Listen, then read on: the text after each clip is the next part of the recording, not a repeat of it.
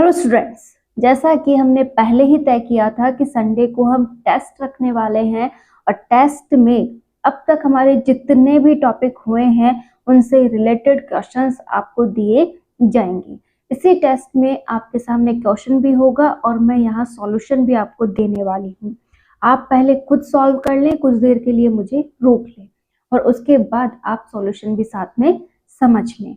तो इस प्रकार से आपका टेस्ट होगा। माना आज का टेस्ट ज़्यादा लंबा नहीं है, लेकिन जितना भी है आपके लिए, आपकी जितनी भी पढ़ाई अब तक हुई है उसका रिवाइजेशन रहेगा।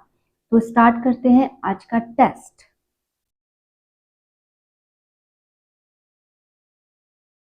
हमारा पहला क्वेश्चन है, अभिवृद्धि शब्द का प्रयोग किया जाता है बालक के मानसिक विकास के लिए, बालक के सामाजिक विकास के लिए, बालक के शारीरिक विकास के लिए और नेक्स्ट है बालक के मानसिक व सामाजिक विकास के लिए।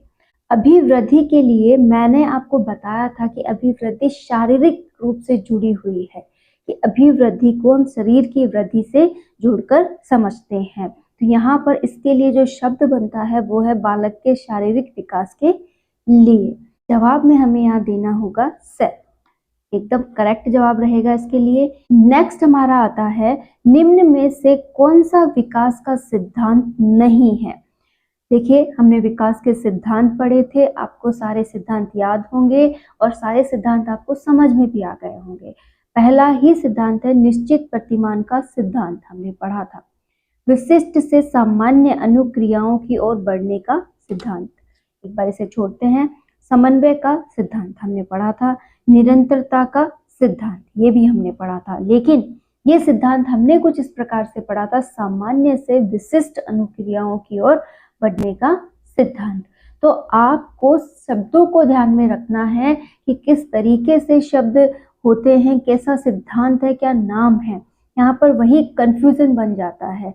तो बस ये छोटा सा कंफ्यूजन यहाँ क्रिएट किया गया था। आप यहाँ पर सोचते कि ऐसा तो कुछ पढ़ा था, ऐसा कुछ होता है, आप उसे ही क्या मान लेते, सही मान लेते और आप इनमें से किसी को भी टिक मार्क कर सकते थे।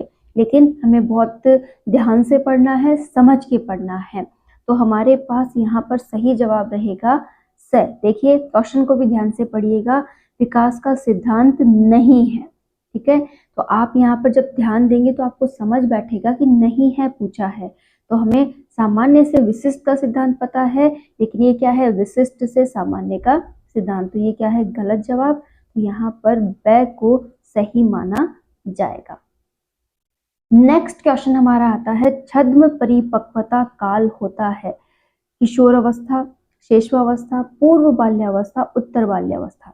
हमने कल की क्लास में ही पढ़ा है, बाल्यावस्था कल ही हमारा कंप्लीट हुआ है। तो वहां हमने पढ़ा था छद्म परिपक्वता काल, मिथ्या परिपक्वता काल किसने दिया था, रोश ने दिया था। कि भाई झूठ मत बोलो, मुझे गुस्सा आ रहा है। रोश, रोश का मतलब मैंने बताया था कि आप गुस्से से इसे कनेक्ट कर सकते हैं, और छद्म यानी झूठ, मिथ्या हो गया, तो आपको झूठ बोलने पर गुस्सा आता है। छद्म परिपक्वता काल परिभाषा किसने दी थी, रोश ने दी थी। और ये कौन से काल में प्रभावी हो रही थी, बाल्यावस्था में। बाल्यावस्था में बालक अपने आप को क्या मानता है, बड़ा मानने लगता है, परिपक्व मानने लगता है। लेकिन एक और पॉइंट यहाँ पे जोड़ दिया, उत्तर बाल्यावस्था।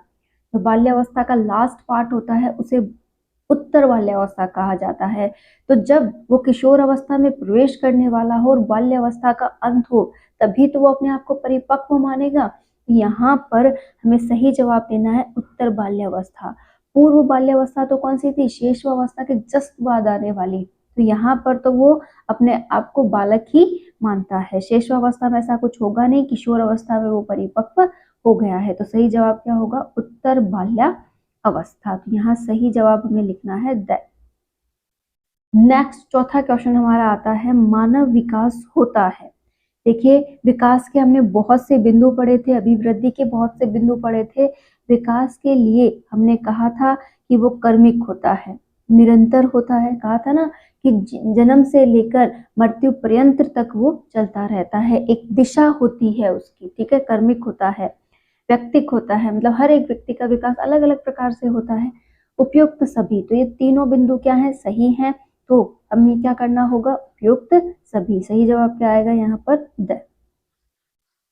नेक्स्ट हमारा क्वेश्चन आता है, विभिन्न अध्ययनों के आधार पर स्पष्ट होता है कि जन्म से 2 वर्ष तक का बालक का विकास द्रुत गति यानी फास्ट होता है, वह धीमा हो जाता है। तो यहाँ कहना ये चाहता है कि जन्म से लेकर 2 वर्ष तक बालक का विकास क्या है, बहुत तेजी से हो रहा है, वह धीमा हो जाता है। अब धीमा कब हो जाता है, हमने ये देखा था कि शेषवावस्था में बालक का विकास तीव्र गति से होता है, बाल्यावस्था में धीमा हो जाता है और फिर से किशोर अवस्था में बढ़ जाता है। तो अब ये कह रहा है कि शेषवावस्था, और शेषवावस्था के लिए हमने क्या कहा था कि वैज्ञानिक क्या मानते हैं, जन्म से 2 वर्ष तक शेषवावस्था मानते हैं। तो शेषवावस्था में क्या था, वो तीव्र था, जन्म से 2 वर्ष तक तीव्र था, उसके बाद वो धीमा हो जाता है। तो अब क्या हुआ है, पूरी तो बाल्यावस्था हो गई, ठीक है, 2 वर्ष के बाद का समय, ठीक है, 2 वर्ष से लेकर पूरी बाल्यावस्था और बाल्यावस्था से लेकर किशोर अवस्था तक वो क्या है, धीमा हो जाता है। किशोर अवस्था में फिर से क्या होगा, वो तेज हो जाएगा। तो यहाँ पर हमें यहाँ 4 ऑप्शंस दिए गए हैं, 2 वर्ष से किशोर अवस्था तक, 3 वर्ष से किशोर अवस्था तक, 4 वर्ष से किशोर अवस्था तक, 5 वर्ष से किशोर अवस्था तक।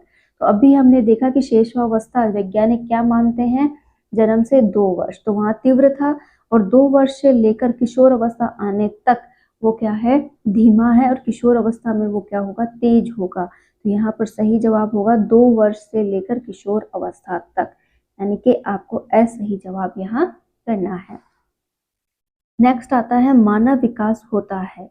अब जो हमारा क्वेश्चन है फिर से विकास से जुड़ गया। विकास के लिए मैंने आपको 2 बातें एक तरीके से रटवाई ही थी कि ये मात्रात्मक और गुणात्मक होता है। तो आपको ये बात अच्छे से याद है तो सही जवाब आप आसानी से छाट सकते हैं कि वह मात्रात्मक व गुणात्मक होता है। केवल मात्रात्मक नहीं होता, केवल गुणात्मक नहीं होता, एक सीमा तक अमापीय नहीं होता, वो क्या होता है, मात्रात्मक और गुणात्मक। आपका इस प्रश्न का सही जवाब क्या होगा, द। नेक्स्ट आता है, विकास व्यक्ति में नवीन विशेषताएं और योग्यता प्रस्फुटित करता है। देखो, नवीन नवीन विशेषताएं व योग्यताएं, ऐसा किसी की डेफिनेशन में था, हरलोक की में, ठीक है। तो हरलोक की डेफिनेशन है ये, और हरलोक ही इसका क्या है, सही जवाब। देखिएगा आपके नोट्स में मैंने अलग से इसको टिक मार्क करवा रखा है, बहुत इंपॉर्टेंट है, कई बार पूछी गई है और ये क्वेश्चन भी इंपॉर्टेंट है। हरलोक की डेफिनेशन में क्या है, नवीन विशेषताएं और नवीन योग्यताएं। नेक्स्ट हमारा आता है, किस मनोवैज्ञानिक ने अपने 3.5 वर्षीय पुत्र पर अध्ययन किया था। देखिएगा, प्रथम वैज्ञानिक अध्ययन और अपने 3.5 वर्षीय पुत्र पे अध्ययन किसने किया था, पेस्टालोजी ने किया था। यहाँ नाम कौन कौन से हैं, वाटसन, पेस्टालोजी, स्टैनले हॉल और जेम्स। तो सही जवाब क्या है हमारा, पेस्टालोजी। नेक्स्ट आता है, खेल के मैदान में कौन सा विकास होता है। अब इस लाइन को समझिए, कल ही हम समझ रहे थे बाल्यावस्था में इस पॉइंट को कि खेल का मैदान, खेल की आयु किसे कहा था, बाल्य अवस्था को। और देखिए, जब बच्चे खेल रहे हैं, ठीक है, बहुत सारे बच्चे हैं और वो क्या कर रहे हैं, खेल रहे हैं। तो अब ये खेलते खेलते अपने शरीर में एनर्जी ला रहे हैं, इनका शरीर हष्ट पुष्ट हो रहा है, तो शारीरिक विकास कंफर्म हो रहा है। ये खेलते खेलते अपना माइंड लगा रहे हैं कि मुझे इस तरफ ऐसा करना चाहिए, मुझे इसके साथ इस तरीके का व्यवहार करना चाहिए, मुझे इस खेल को इस तरीके से खेलना चाहिए, मतलब टोटली उनका क्या हो रहा है, मानसिक विकास। और वो समूह में रहना सीख रहे हैं, अपने कोच की आज्ञा मानना सीख रहे हैं, साथ ही व्यवहार कुशल हो रहे हैं, नैतिकता सीख रहे हैं। यहाँ पे क्या हो रहा है, सामाजिक विकास। मतलब इन तीनों विकासों को यहाँ पर एक साथ देखा जा सकता है। तो सही जवाब क्या होगा, उपयुक्त सभी। नेक्स्ट क्वेश्चन हमारा आता है, पुरुषों में सामान्य यौन गुणसूत्र पाए जाते हैं। मैंने अलग से इस नाम को लिखवाया था कि लिंग गुणसूत्र। लिंग गुणसूत्र में हमने देखा था कि महिलाओं में XX गुणसूत्र पाया जाता है, जबकि पुरुष में XY गुणसूत्र पाया जाता है। यहाँ पर भी आपको वही देखना है। तो XX गुणसूत्र में किसमें पाया जाता है, महिलाओं में। XYY गुणसूत्र ये बिल्कुल नहीं होगा। XXY गुणसूत्र ये भी नहीं होगा। तो सही जवाब क्या है, XY गुणसूत्र, यानी कि इसका सही जवाब होने वाला है। नेक्स्ट आता है, बालक के विकास में महत्व है। ये भी मैंने आपको सीधा ही रटवाया था, पहले एक बार समझ लेते हैं। बालक के विकास में महत्व है, वंशानुक्रम का, वातावरण का, अ व ब दोनों का, किसी का भी नहीं। तो बालक का विकास दो से प्रभावित होता है, वंशानुक्रम और वातावरण, दोनों ही इक्वल रूप में रहते हैं। यहाँ पर अ और ब दोनों लिखे गए हैं, तो यही क्या है, सही जवाब। अब मैंने आपको यहाँ एक और बात बताई थी कि अगर क्वेश्चन में पूछा जाए कि प्रथम प्रभावित करने वाला कारक, तो आपको बताना है वंशानुक्रम। ठीक है, सबसे अधिक पहले कौन प्रभावित करता है, वंशानुक्रम, उसके बाद कौन प्रभावित करता है, वातावरण। केवल एक होता और प्रथम लिखकर पूछा जाता तो वंशानुक्रम और वातावरण दोनों अलग अलग दोनों है, तो दोनों को आपको एक साथ टिक करना है। नेक्स्ट हमारा आता है विधायकता की मूल प्रवृत्ति किस अवस्था में विकसित होती है। विधायकता मतलब नेता बनने की प्रवृत्ति। ऐसी मूल प्रवृत्ति कौन सी अवस्था में देखी जाती है। यहाँ पर है शेषवावस्था, किशोरावस्था, युवावस्था या बाल्यावस्था। कल ही हमने देखा था कि नेता बनने की प्रबल प्रवृत्ति पाई जाती है बाल्यावस्था में। साथ ही हमने देखा था कि यहाँ पर जो बालक होते हैं बहिर्मुखी प्रवृत्ति के होते हैं, तो ये क्या करेंगे, बहिर्मुखी गुण दर्शाएंगे। ठीक है, साथ ही नेता बनना चाहेंगे, अपने से जितने भी फ्रेंड्स हैं उनसे कहेंगे कि मैं आपका लीडर हूँ और मैं इस प्रकार से आपको आज्ञा देता हूँ, आप ऐसे काम कीजिए। तो ये विधायकता के गुण दर्शाते हैं। तो विधायकता की मूल प्रवृत्ति किस अवस्था में विकसित होती है, बाल्यावस्था में। तो सही जवाब क्या आएगा, द। नेक्स्ट हमारा क्वेश्चन आता है, शेषवा अवस्था में बालक में कौन सी विशेषताएं पाई जाती हैं। शेषवा अवस्था, ठीक है, शेषवा अवस्था में हमने बहुत सारी विशेषताएं पढ़ी थी कि भाई एक बालक है, वो क्या है, अभी जन्मा है और जन्म से 2 वर्ष तक वो बहुत सारे ऐसे कार्य करता है। उसके बाद जो उसकी पूर्व बाल्य अवस्था है उसको भी हम यहीं पे अध्ययन करते हैं शेषवा अवस्था में। तो उसके बहुत सारे गुण होते हैं। तो वह गुण कौन कौन से होते हैं, आश्रित होना, दूसरों पर आश्रित होता है कि उसके छोटे मोटे काम उसकी मम्मा या परिवार के सदस्य करते हैं, जैसे खाना खिलाना, कपड़े पहनाना और उसके दैनिक क्रियाओं की जितनी भी ज़रूरतें हैं सभी का कार्य कौन करता है, उसकी माता या उसके परिवार के सदस्य करते हैं। सहयोग लेना, वो अपने हर कार्य में सहयोग लेता है। नेक्स्ट आता है हमारा इसमें अनुकरण करना। और छोटे बच्चे अनुकरण करते हैं कि हम जैसे बड़े करेंगे वो उसकी नकल करेंगे, जैसे किसी ने कुछ किया तो वो क्या करेगा, उसी प्रकार की क्रिया करेगा। तो ये तीनों ही क्या है, शेषावस्था में पाए जाते हैं। तो यहाँ सही जवाब क्या होगा, द। नेक्स्ट क्वेश्चन हमारा आता है, वंशानुक्रम से संबंधित प्रयोग चूहों पर किसने किया था। तो वंशानुक्रम से संबंधित प्रयोग है। तो हमने देखा था कि कौन कौन से प्रयोग हुए थे। बीजमैन का बीज दर्वे का प्रयोग था, ठीक है, मेंडल का प्रयोग था, ठीक है, समानता का था, विभिन्नता का था, ठीक है। तो ये सभी किसने किए हैं, किससे रिलेटेड हैं, वंशानुक्रम से। और अब यहाँ पर बोला है कि चूहों पर प्रयोग किसने किया था। तो बीज दर्वे वाला एग्जाम्पल आपको याद होगा, वो किसने दिया था, बीजमैन ने किया था। तो यहाँ पर इसने चूहों का प्रयोग करते हुए जो बीज दर्वे को एक पीढ़ी से दूसरी पीढ़ी में जो ट्रांसफर हो रहा था, ये बातें किसने कही थी, बीजमैन ने कही थी। तो सही जवाब क्या आ जाएगा, द। नेक्स्ट हमारा आता है, मूर्त सक्रियात्मकता की अवस्था है। देखिए वैसे हम डीपली पढ़ेंगे मूर्त अमूर्त वगैरह को, लेकिन थोड़ा सा शब्द हमारे पास पहले आ चुका है, उसी से रिलेटेड ये क्वेश्चन है, तो आपको यहाँ समझना जरूरी है। सबसे पहले है मूर्त सक्रियात्मकता की अवस्था। हमने कहा था शेषवावस्था में अतार्किक चिंतन होता है, बाल्यावस्था में मूर्त चिंतन होता है और किशोर अवस्था में अमूर्त चिंतन विकसित हो जाता है। मूर्त चिंतन से अर्थ होता है कि जो भी सामने वस्तु है उसी को हम ध्यान में रखते हुए चिंतन करते हैं। तो यहाँ बाल्यावस्था में ये देखने को मिलता है। अब देखिए क्या लिखा है, पहला है जन्म से 24 माह तक, बिल्कुल नहीं होगा।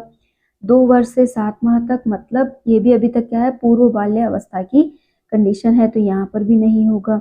11 वर्ष से अधिक, मतलब किशोर अवस्था की ओर बढ़ रहा है, तो ये भी नहीं होगा। अब एग्जैक्टली बाल्यावस्था से रिलेटेड कौन सा बिंदु है, 7 वर्ष से 11 वर्ष तक, तो यहाँ पर ये बिंदु सही माना जाएगा। अब आप में से अधिकतर कह सकते हैं 6 से 12 वर्ष ही हमें बाल्यावस्था बताई गई है, ऐसा जरूरी नहीं है। इसे आप 7 से 11 भी बोलोगे तो भी ये बाल्यावस्था ही कही जाएगी। ये आप पे डिपेंड करेगा कि किस सेंटेंस के अनुसार क्वेश्चन में लिखा गया है। अदरवाइज इस जो नंबर है, इस नंबर के आसपास के नंबर से ये वैल्यूज मैच करनी चाहिए। तो ये क्या है? बाल्यावस्था। तो इस प्रकार से क्वेश्चन पेपर हमने सॉल्व किया है। बहुत छोटा क्वेश्चन पेपर हमने बनाया है, लेकिन ये पहला टेस्ट है। आप अच्छे से टॉपिक्स पढ़िए, समझिए। मैंने हर एक टॉपिक को पढ़ाते वक्त भी इम्पोर्टेंट क्वेश्चंस बताए हैं, आप उन्हें पढ़िए। अपने जितने भी डाउट्स हैं वो क्लियर कीजिए, और उससे रिलेटेड जो भी आपके पास बुक है या फिर आपके नोट्स हैं, उन सभी को आप पढ़ते रहिए। और जो भी इम्पोर्टेंट टॉपिक आपको लगता है उसे पढ़ के अपनी लैंग्वेज में शॉर्टली लिखते रहिए। इससे क्या होगा? टॉपिक आपका कंफर्म होता जाएगा। और जब आप इन टॉपिक्स को बार बार पढ़ेंगे, रिवाइज करेंगे, तो आप इन्हें बार बार पढ़ेंगे, स्टडी करेंगे, इनका रिवाइज करेंगे, तो ये आपको बहुत अच्छे से आएंगे। और जितना हो सके आप इनकी प्रैक्टिस भी कीजिए, ये आपको बहुत अच्छे से आने लग जाएंगे। तो स्टूडेंट्स, बूंद बूंद से घड़ा भरता है, मैं हमेशा बोलती हूँ। आप लोग जिस किसी भी सब्जेक्ट से डरते हैं उसकी तैयारी करना स्टार्ट कीजिए। थोड़ा थोड़ा ही सही, लेकिन एग्जाम तक आप उसमें परफेक्ट हो जाओगे और वो आपके लिए बहुत अच्छा सब्जेक्ट हो जाएगा। तो ऑल द बेस्ट, और अपनी तैयारी रेगुलर कीजिए।